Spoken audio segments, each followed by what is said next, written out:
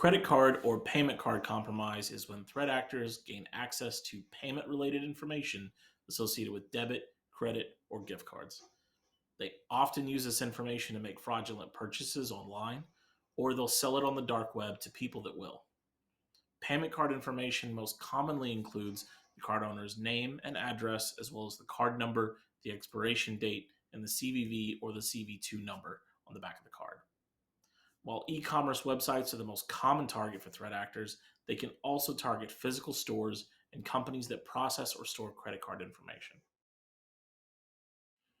When it comes to e commerce sites, payment card compromise can occur in multiple ways. One of the most common is SQL injection attacks. These attacks inject malicious code into the backend database of the site, which often holds code or data that's rendered to the page and displayed to the end user. When the malicious code runs in the user's browser, it can steal data directly from the user's system.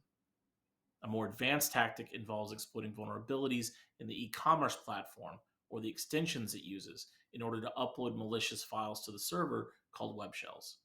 The web shell will let threat actors directly control the server itself, giving them the ability to access or modify code or data and compromise data when it's transmitted to the server.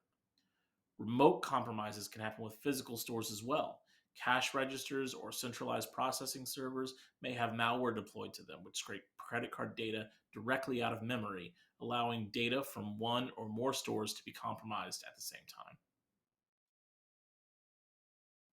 Payment card compromises can be damaging to both businesses and consumers, as stolen personal information can lead to identity theft, fraudulent transactions, and monetary losses. In addition, credit card brands such as Visa, Discover, American Express, and others require vendors who process their cards to comply with payment card information standards. If a card brand identifies that fraudulent activity has come from one of its vendors, they may impose mandated investigations, notification obligations, and audits. Depending on the size of the breach, they may also impose fines and penalties, such as refusing to process any transactions from that vendor.